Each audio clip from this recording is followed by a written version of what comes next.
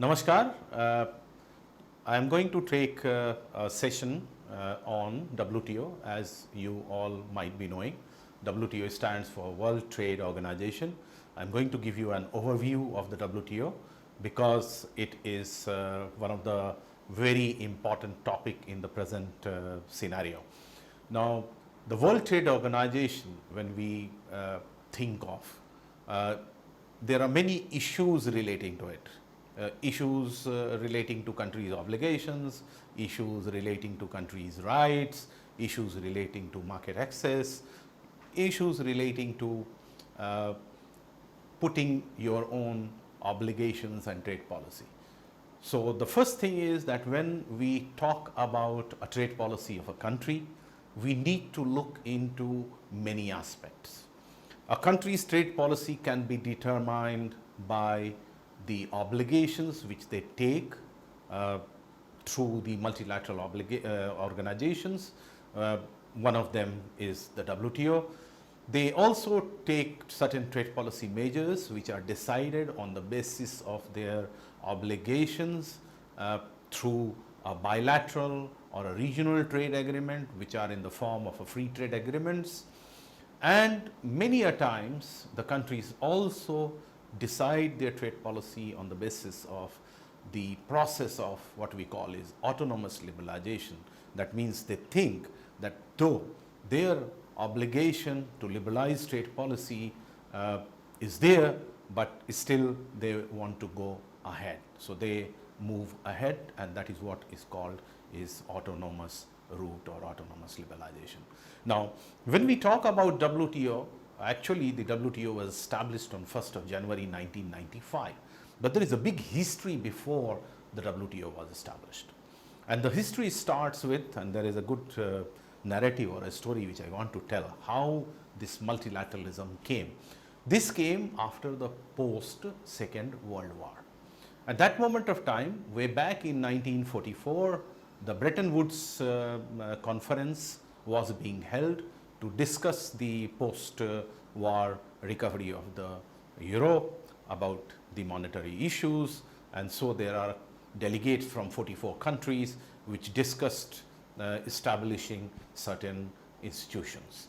One of them was a general agreement on tariff and trade, which is called GATT, G-A-T-T, which was established in 1947. When GATT was adopted in anticipation of Havana Charter, the charter was not ratified by USA. Now, again, it's very interesting. Post Second World War, when the recovery process of Europe was on, it was US which looked at it as an opportunity for a big market access, especially because the restructuring in EU was happening. So there was a great demand of cement, iron and steel, and a lot of other things.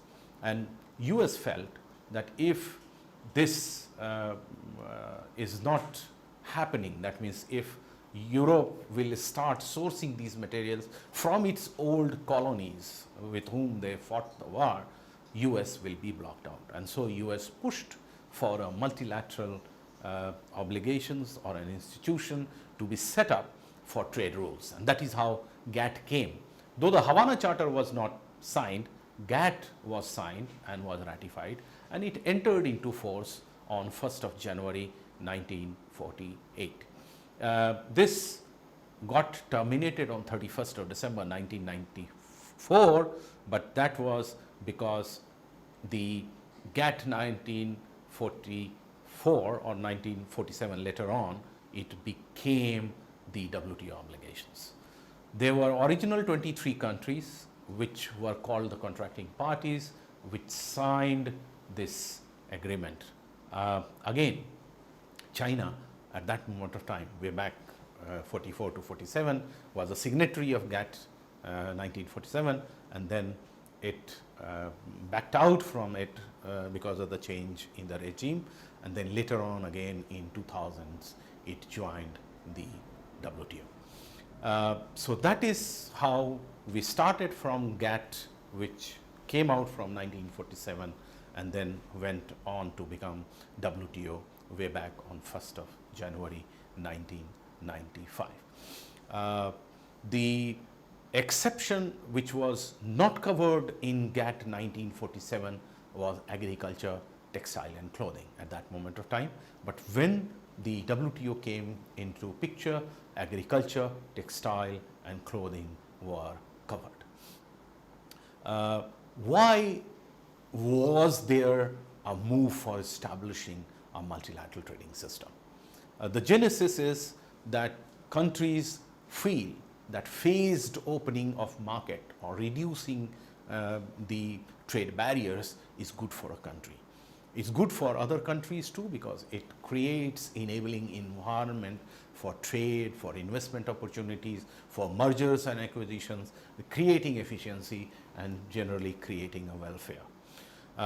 It also makes the trading regime more transparent and predictable, and so there is a global rule which can make or bring the international trading system more transparent, more predictable, so the exporting community or importing community is not always need to keep on guessing how the trade policy are going to be.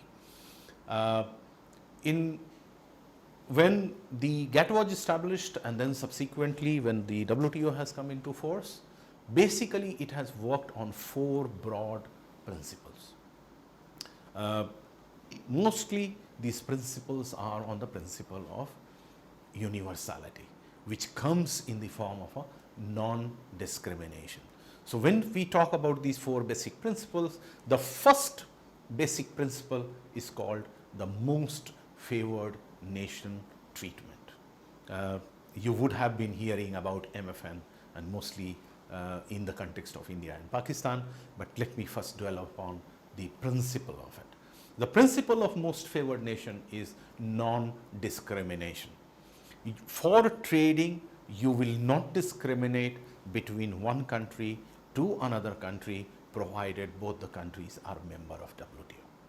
The second principle is you cannot put the WTO members to the more disadvantageous trade policy regime compared with the non-WTO members. Today there are many countries who have joined the WTO, right? So there are 164 members.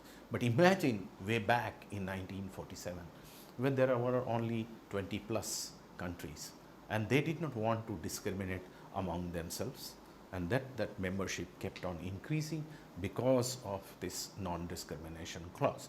So most favored nation is a non-discrimination clause where you will not discriminate between one country with the another country, provided both of them are the WTO members. The second non-discriminatory clause is called the national treatment. National treatment means most favored nation, we talked about countries.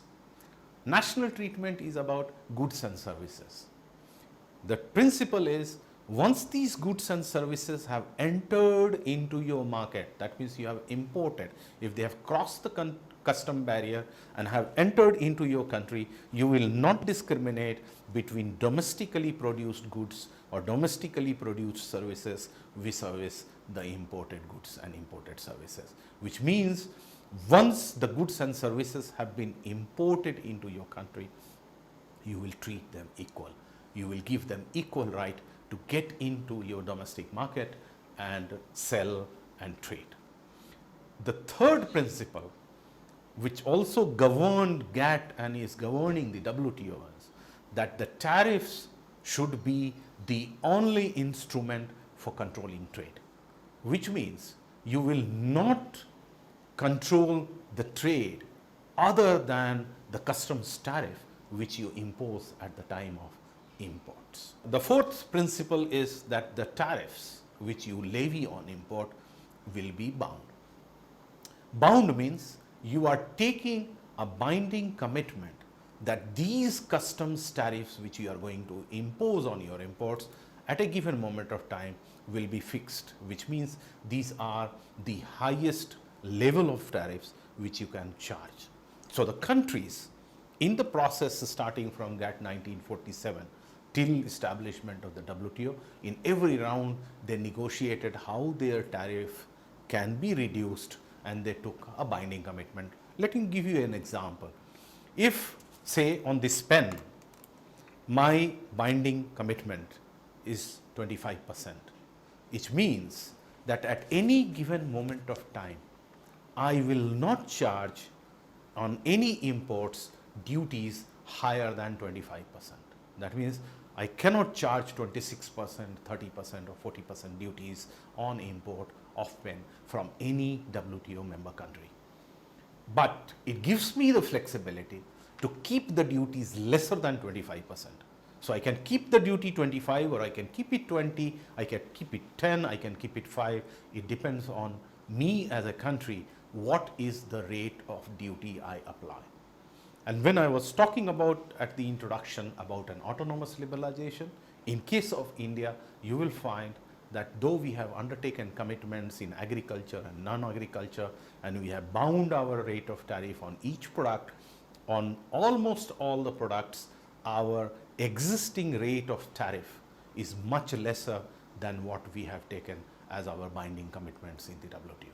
So if my binding commitment is 25%, my present rate of duty on that item is only 5 to 7.5%. If on agriculture I have a duty which is a bound duty of 150%, my current rate of duty which I charge on import is only 35. And this is where India has taken an autonomous rate of liberalization by which we have felt that these items can still live with a lesser duty than the binding commitment which we have taken. Many a times you will find the difference between the developed and developing countries. The developing countries have a lot of flexibility, so they all have a higher rate of bound rate of duty, but their actual duty which they charge at the time of import is much lesser. But still, when I maintain my duty of 5%, I can take my duty to 25% at any given moment of time which I want, and that is my policy space. If you look at the history of GATT, it started from 1947 and went through the different rounds. The last round was, it is called Uruguay round, which went from 1985 till 1994, and so on 1st of January 1995 WTO was established. What started in GATT 1947 with tariffs only started expanding, and then there were many issues which were covered under GATT, and finally when it came to the WTO, there were many issues which were discussed. So as an outcome of the Uruguay round, it had, or it calls, a legal text. The legal text covers many agreements. It runs into thousands of pages, and it has a legal text, the obligations, and country specific schedules of commitment. So what are these agreements? So there is, the first is an umbrella agreement, which is called the agreement establishing the WTO. Then there are many subsidiary agreements for each of the topics or the broad areas of trade, which means goods, that means the products, the goods which we see, services, and intellectual property, and I will explain them later. And apart from that, there was an agreement on dispute settlement, and also an agreement to review the government's trade policies. So this all together are called the WTO agreement. In addition, there are many details, like there is agreement on agriculture, then you have agreement on subsidies and countervailing measure. There is also textile and clothing agreement. There are also relating to rules of origin. There is relating to anti-dumping, about import policy, relating to safeguards. So there are many subsidiary agreements which had come. In addition, there are certain agreements which were also covering into services and was also covering plurilateral, which has not all the WTO membership has agreed, but a limited membership of WTO have agreed within the overall framework of the WTO. Now, when we talk about the World Trade Organization, it basically, World Trade Organization is a secretariat.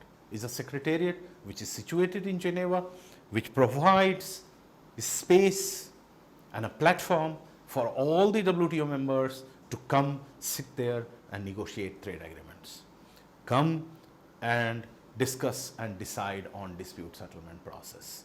So the headquarters, as I said, of the World Trade Organization as a secretariat is situated in Geneva, and they look into and they cater to many needs of the member countries or the member states of the WTO, including arranging the meeting, preparing reports, preparing record of the meeting, facilitating the meetings, etc. In addition, WTO also becomes a kind of a depository of this legal and institutional framework. It also assists, and the Director General of the WTO also facilitate engagement of the panel and the appellate body for settling of the dispute settlement process in the WTO. The structure of the WTO, the highest body of the WTO is the Ministerial Council, which is held every 2 years, and then they have several subsidiary bodies. There is also a General Council, then there are many negotiating groups, there are many committees which specialize in many of these issues where technical issues are being discussed. negotiations are held, discussions are held, and WTO also organizes a lot of workshop, capacity building program for its member states. As I said, there are WTO ministerial meetings which are held every 2 years. So the first WTO ministerial meeting was held in Singapore in 1996, and since then there are many ministerial meetings which have been held. The last was held in Argentina in Buenos Aires in December 2017, and the next ministerial, which was due in 2019, will be now held in 2020 in Kazakhstan. So this is how the Ministerial Council or the WTO ministerial meeting is held. They are the highest decision making body. So any decision which needs to be taken in the WTO has to be taken at the ministerial level. Now, what the rules and these obligations which happen, as I said, cover many facets and many aspects. Now, let's go to the decision making process of the WTO. Generally, the decision making in the WTO is taken by consensus, and so far WTO has taken all the decisions by consensus, and that is where, if some of you must be reading, must be knowing about it, or have been curious about the various talks and discussions which are going in the WTO, and whether it's becoming more and more difficult or whether it is a non-starter, it's because of this. Because if you imagine, if you have 164 countries sitting and discussing and debating on a particular issue, generating a consensus is very, very difficult. So there are also different country groups which have been formed. There are different process which DG of the WTO initiates with different countries in their technical groups, where they discuss these issues. So in a smaller group also sometimes they have these discussions, and when they discuss and there is a consensus reached in the smaller group, then they go to the larger group, and then they finally go to the ministerial conference. It also says that if the consensus is not possible, the decision is to be required to be taken by voting. In terms of voting, it is by the majority, and it only says that the system of one membership, one vote is there. So in the WTO, whether you are a very large economy or you are a very small economy, it doesn't matter. Whether you are a developed country, you are a developing country, or you are a least developed country, where your population is in billions or where your population is in thousands, you all have one vote being in the member of the WTO. What is other important aspect in the different agreements? As I said, we have trade in goods, we have trade in services, we have agreement on trade related intellectual property rights, which is called TRIPS, and let me dwell upon them one by one. So when we look into goods, the WTO framework in terms of goods divide that into two broad agreements. One agreement which relate to agriculture, and another which is called a non-agriculture, and in technical terms it's called non-agriculture market access, which is generally people call NAMA.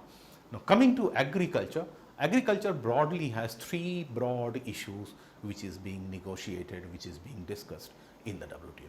The first issue in agriculture that is being discussed or has been conventionally being discussed is relating to market access. Market access in terms of reduction and removal of tariff barriers and non-tariff barriers. That is the first aspect. So the countries undertake commitment as to how they are going to reduce their duties and their tariffs on agricultural product to provide market access to other countries. Agriculture also has another pillar which relates to export competition. Export competition means you are allowed to give certain export subsidies to promote your agriculture exports, and there is a discipline to it. And those disciplines are also being negotiated as to how your subsidies for export is reduced over a year, with the ultimate objective of bringing down to zero, that means no subsidy. And the third pillar of agriculture is a domestic support.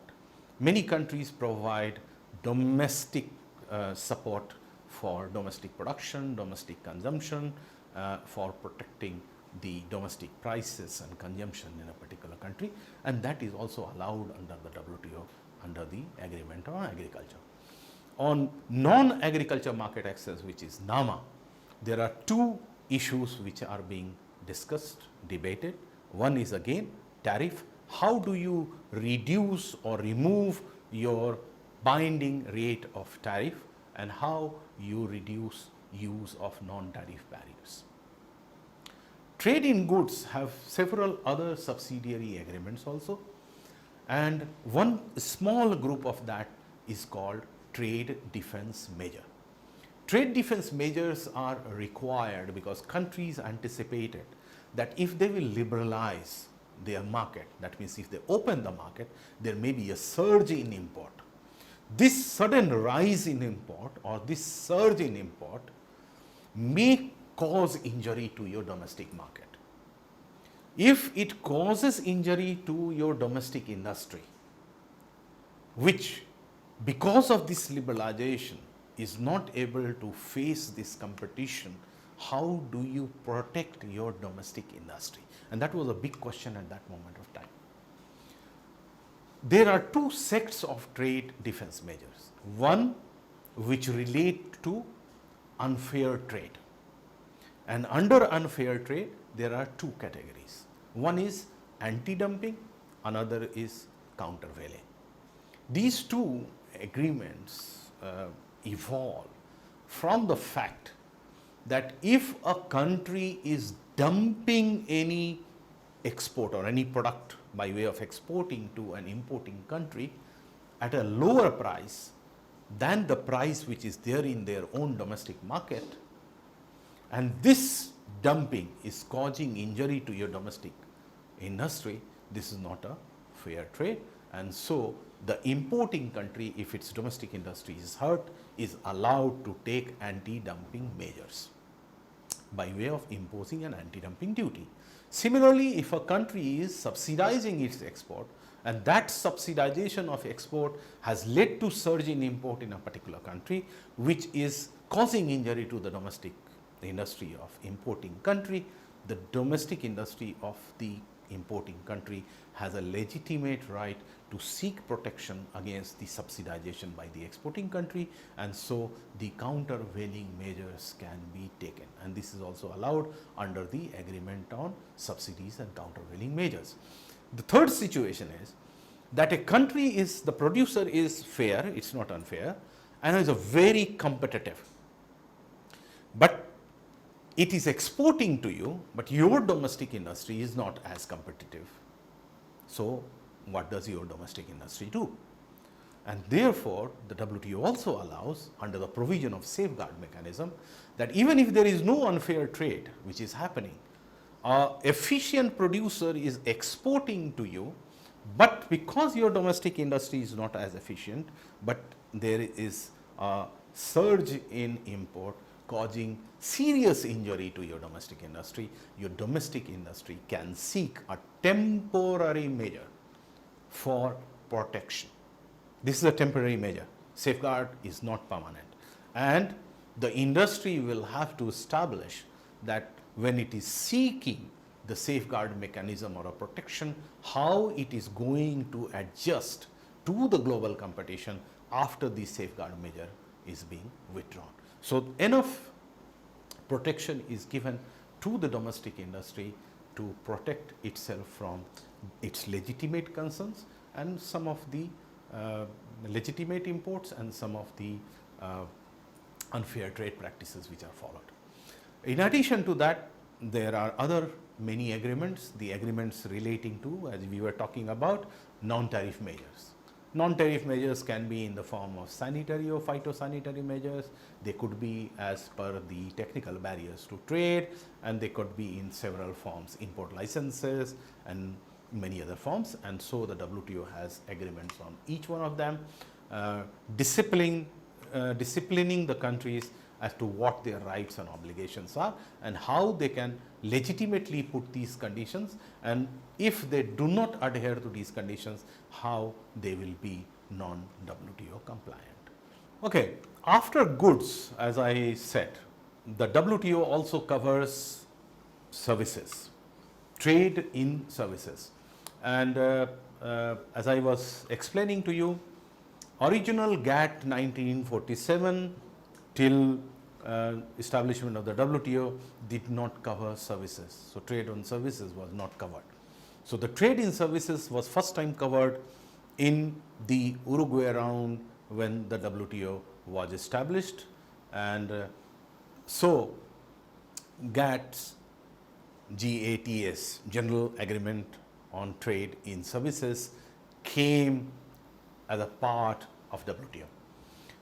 The negotiation of GATS were not conducted within the framework of Uruguay round originally. This was conducted outside the Uruguay round negotiations, and when the process of negotiation was over at the end, then the countries reached at a consensus on a framework agreement which came as GATS. Now, if you look at the difference between goods and services, unlike goods which are tangible, you can see pen, you can see this mouse, services cannot be seen. Consultancy, advisory, many of the financial transactions which are through banking, insurance. So, trade happens in sectors of services which is in a different mode than goods. And so, GATS provides a framework of what kind of liberalization in the trade in services would happen.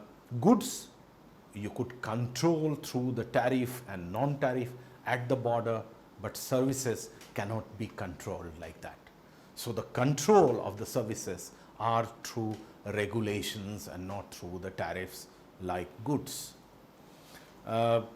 Services can be supplied through 4 different modes of services, and these 4 modes are capturing different supplies, which I will explain. Now, interestingly, if you look at the entire text of the GATS, it does not define services per se, but it does define what is trade in services.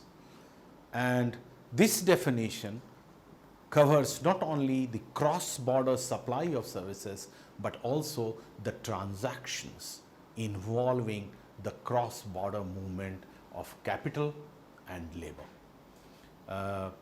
If you look at, and I was saying, I mean, if you are more interested to know about the services, there are 12 broad sectors in which the trade in services has been classified, and there are 160 sub-sectors of services which have been classified. So, to just illustrate you some of these sectors, one sector is business services, then there is a health related services, there is communication services, financial services, tourism services, construction services, distribution services, recreation, culture, sports services, there is a transport services, environmental services, education services and other services. So, these are 12 different sectors of services. Now, if you look at how services can be traded, then they are, as I said, can be traded under 4 different modes. Mode 1 defines the services which is called a cross-border supply. Cross-border supply is that here is a service provider, here is the service user, they are in 2 different countries, here is a border. So, this is a service supplier, this is a service user. The service supplier supplies his service to the user by sitting here. He does not come here nor he goes there. So, both of them are sitting in their own country, but the services trade happen. So, he supplies the services to this person sitting in another country, and that is why it is called a cross-border supply of services. This is basically a consultancy services. Like if I am sitting in India and like this, I am taking a virtual classroom, but my students are sitting in USA and I get paid for that class, training it through this virtual mode. I am sitting in India, my students are sitting in US, and I am providing these services. So this is mode 1. Chartered accountants, cost accountants, architecture services. I am sitting in India, but I may provide some kind of a legal brief or a services, or many of you are sitting in India doing your academic work, but if you do a consultancy by which you are publishing a paper for which you get paid for a foreign university, it's mode 1. You are sitting in India providing your paper to a university or to a project which is in either Bangladesh or Sri Lanka or USA or Canada, and you get paid. So this is cross-border. Mode 2 is services which relate to, and that is called consumption abroad. How do you take this consumption? Consumption of services while you are abroad, and the most classic example for this is tourism. You visit to another country, you go to Thailand, you go to Sri Lanka, you go to Bangladesh. What do? You go and stay in a hotel. If you go and stay in a hotel, you pay them. Hotel is a services. You use their tours, conducted tours. You eat in their restaurant. You go to a movie, you go to a museum, everywhere you pay. So what you have gone abroad and you have consumed is consumption abroad. So here again what happens? Here is a service supplier, here is the user of service. In this particular case, mode 2, the user of the service moves in the country where the service provider is. So you have gone to another country as a tourist, or you have gone for your medical services. There are health tourism. Many of the people come to India, or many Indians go abroad for their treatment. That you take the health services and you are consuming their services by going into their country. This is mode 2.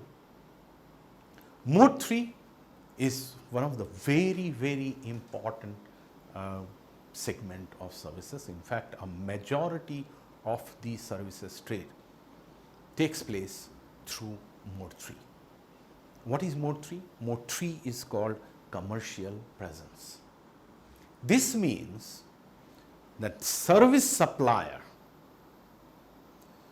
comes to the country where the user of the service is. But this service supplier is not an individual, but it's a company, it's a firm, it's a legal entity. Commercial presence mostly happens in financial institutions, banks.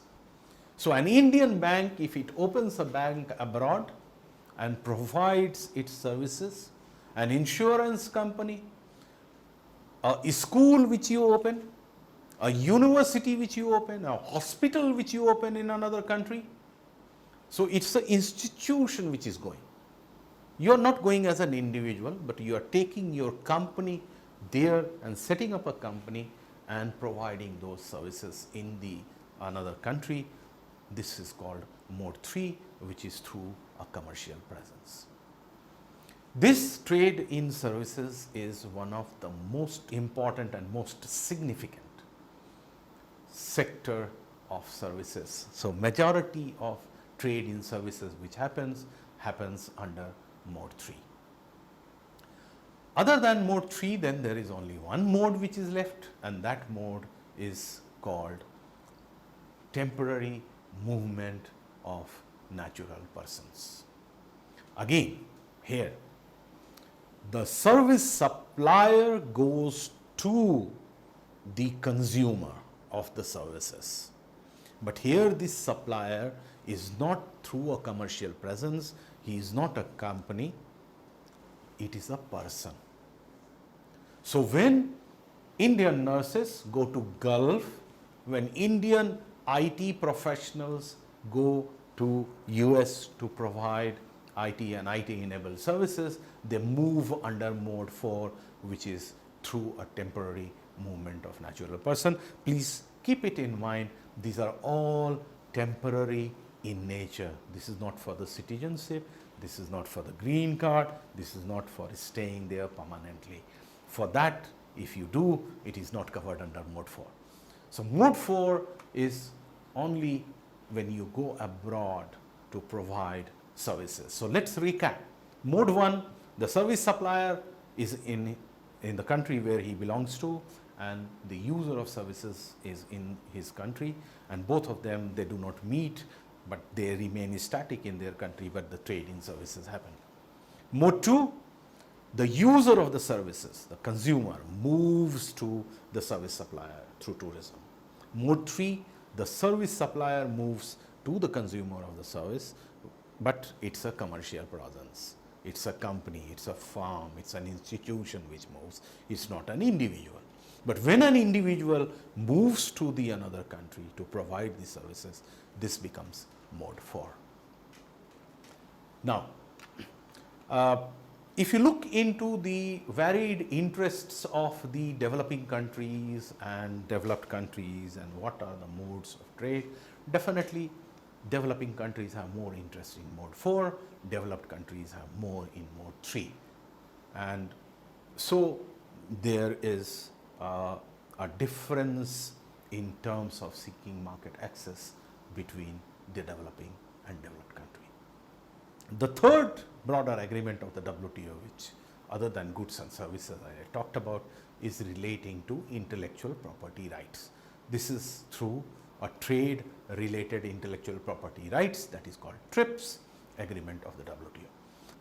Intellectual property are the rights given to the people over the creation of their minds.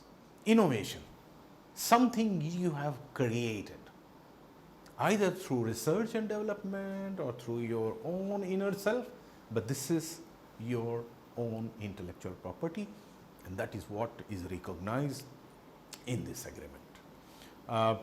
The intellectual property rights, they classify IPRs into different categories, and they are the copyrights, the trademarks, geographical indications, industrial designs, patents, and layout designs of integrated circuits. So these different types of intellectual properties are dealt within the framework of the WTO, where they have the rights, the owners have the rights for its usage, and if somebody else wants to use it, they will have to take permission from the original IPR holder of that product or that design, and only with their permission they can use it. There are many examples, copyrights, the movies you make, creativity, the books I write, the song I sing is my copyright. Trademarks, many companies you would see, they have their own logos. So basically it provides, when you look at that visualization, you look at that company, it's a brand. Geographical indication is also a uniqueness of a product when it is concentrated in a particular area, and that also should be unique. So, in India also there are many products which have been registered and they are geographical indication. In West Bengal there are many things. In Bihar there is a Madhubani painting which comes from one particular place. If you have certain carpet designs which come from one place, Jamdani saris in Bengal, and so there are many such examples which are linked to geographical indications. If you make any design which is industrial designs, etc., that is your intellectual property and nobody else can copy and use it. Patents, which is very, very important in medicines, drugs and pharmaceuticals sector, because a lot of investment and research and development is done in developing medicines, and so the patent holder gets a right over it. Nobody else can produce it without the consent.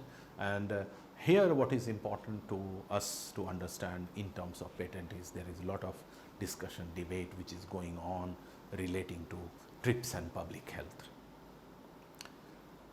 Holding of a patent and not allowing those medicines to be produced by somebody else for saving public health has been debated in the WTO, and then the WTO allowed under the provision of compulsory licensing, where a company can produce without the permission of a patent holder certain medicines with the permission of the government for a very specific use. So that is allowed, and there are a lot of work which is going on. Of course, developing countries want more and more provisions relating to this with a greater flexibility, but the developed countries are opposing this. Similarly, when you talk about a layout design of integrated circuits, that is also one of the intellectual property rights which is given under the IPR to the design holder. He will have a right and nobody else can use it without his permission. Now, with these agreements in the background, and as I said, the last agreement which was held in the Uruguay round, which ended in 1994, and from 1 of January 1995, the WTO came into being. Presently, we are talking about 2019, but still the obligations of 1995 continue. So it was in the November 2001 when the WTO was established. It was a Doha Round. It was a ministerial meeting in Doha in Qatar, where the countries decided to launch for a new round of negotiation. And this round was to focus on the benefits of developing countries through increased global trade opportunities. There was also an agreement on special and differential treatment for developing countries, least developed countries, and small and vulnerable economies. So while Doha Round had a comprehensive negotiation agenda which covered market access on agriculture, market access on non-agriculture, services market access, issues relating to rules which are anti-dumping, countervailing duties, safeguard, and non-tariff measures like SPS and TBT, which is sanitary and phytosanitary measures, and technical barriers to trade. There was also a discussion on Singapore issues which covered four broader issues, but one of them became an agreement later on which related to trade facilitation.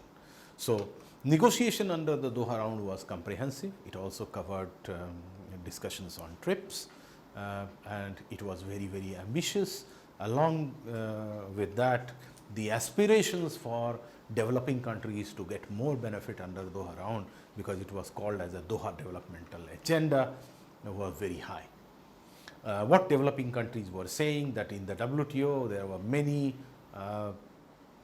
promises which were made by the developed countries for providing flexibility to developing countries and LDCs, but that were not given. And so the countries demanded that this round should be in favor of developing countries.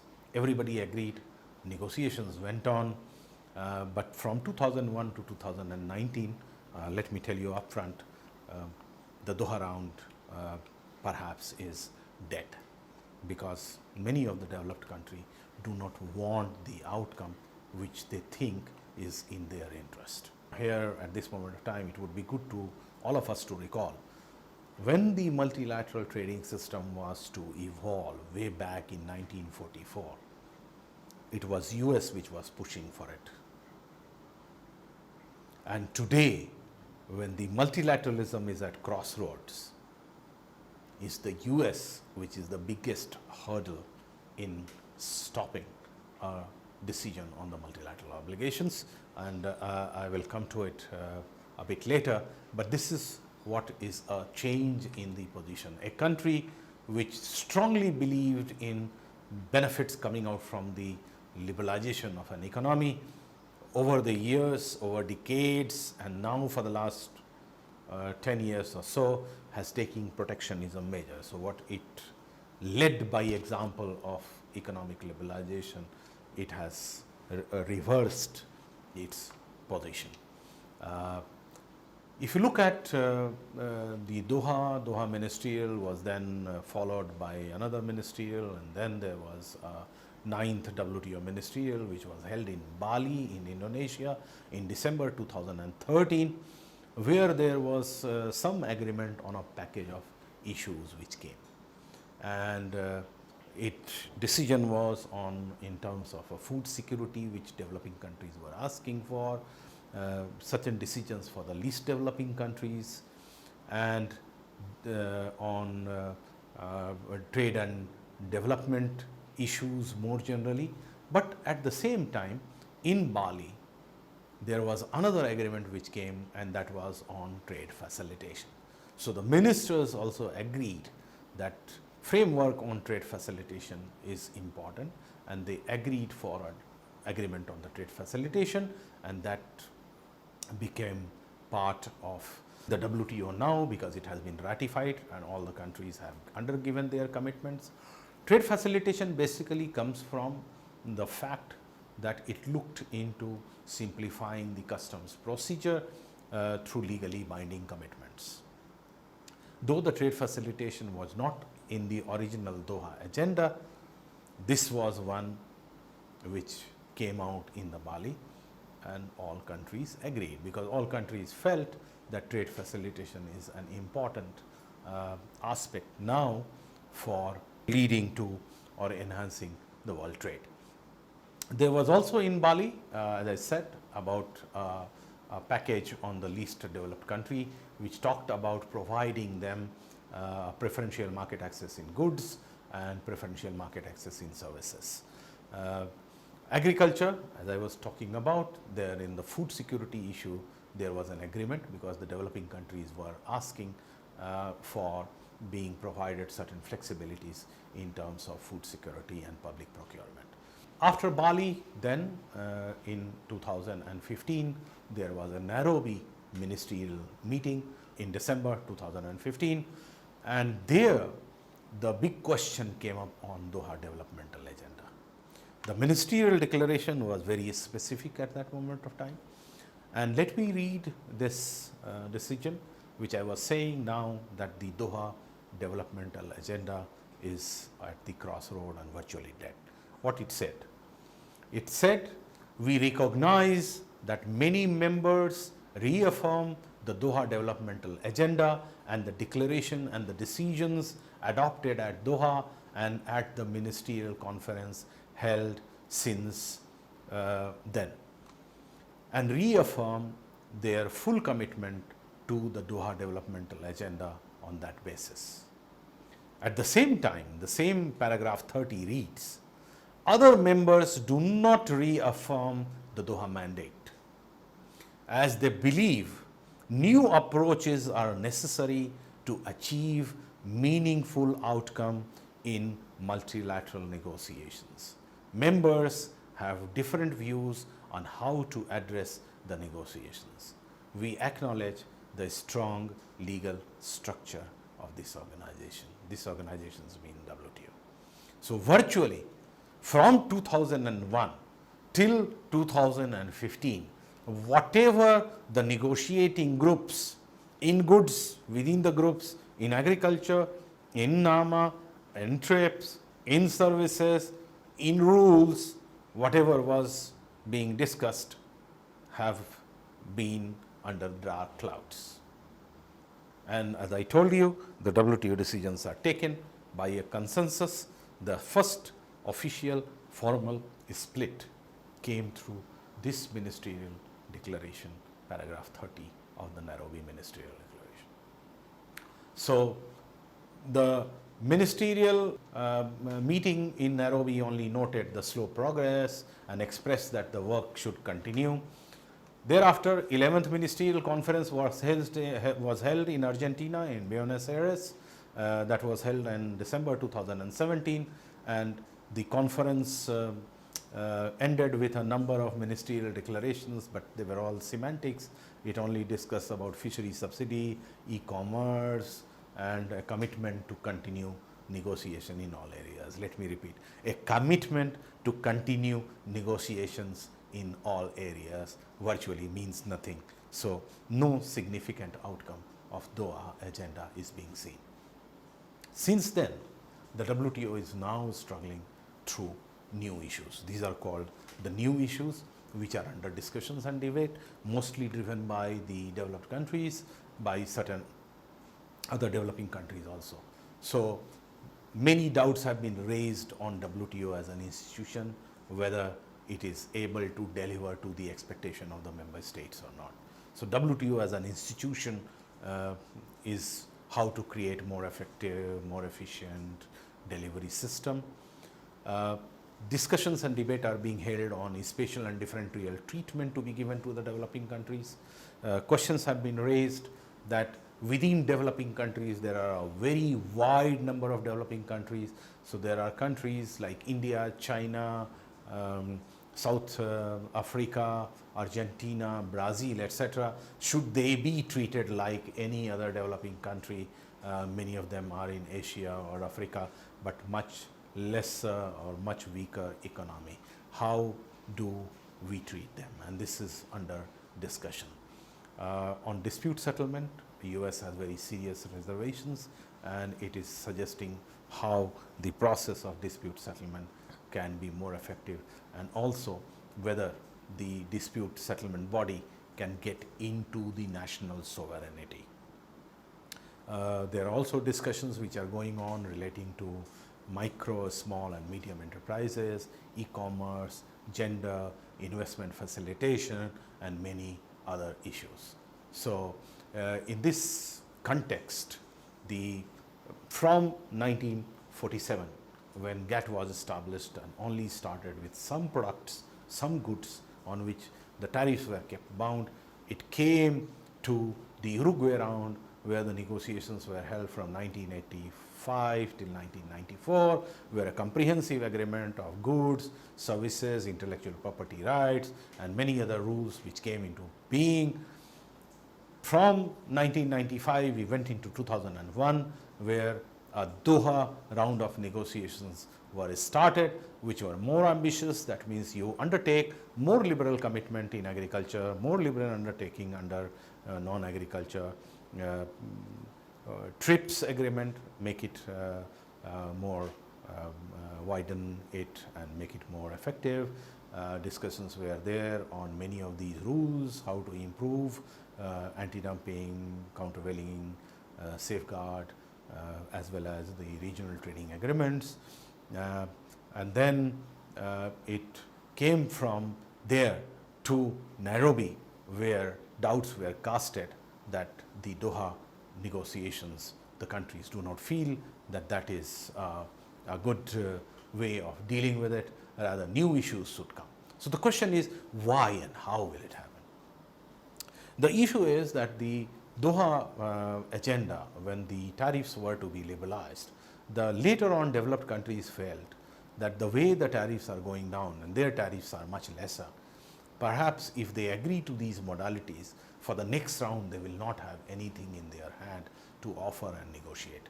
Developing countries and the least developed countries still have a high rate of binding duties, and therefore this differential was perhaps the developed countries felt does not suit them, and so they wanted to bring in more and more new subjects, and these topics are now being discussed and debated, and we don't know where we are. Many of the countries do not know where we are, many of the countries do not know where they are, and there is a lot which needs to be done. Many studies need to be done. Countries need to reassess the situation, and even academia, they have a lot to learn, to look at these new issues and learn from the old lessons and check. So there is a lot of scope, even as a researcher, to look into these areas and identify issues, problems, solutions, and then look for it in future. So at this junction, it's not very clear where this process will take us. As I said, there is an issue of decision making by consensus. Definitely there is no consensus. Countries have much at stake, countries have different positions, and so where and which way it will go, we don't know. but much need to be done as an academician, as a researcher, or people who want to learn. And there are many things which can still be looked into. The liberalization which the countries have taken, how it has, whether it helped, it did not help the country's economy, was it good, was it bad, which sectors got positively affected, which sectors got negatively affected. These are still being discussed, being researched, on the basis of which future negotiations can be held. So there are much which needs to be done, much needs to be discussed, much needs to be researched, and much needs to be thought and consultancies to be done. So that is all at the moment about the overview of the WTO. If you have any question or any doubt, you can go to the WTO website, which has a very elaborate issues, briefs on each of them. It's a very large and a vast topic. You can visit www.wto.org. Let me repeat, www.wto.org. And in case if you have any further doubt or a specific question, you can always approach me on my email, which is given there. Thank you very much.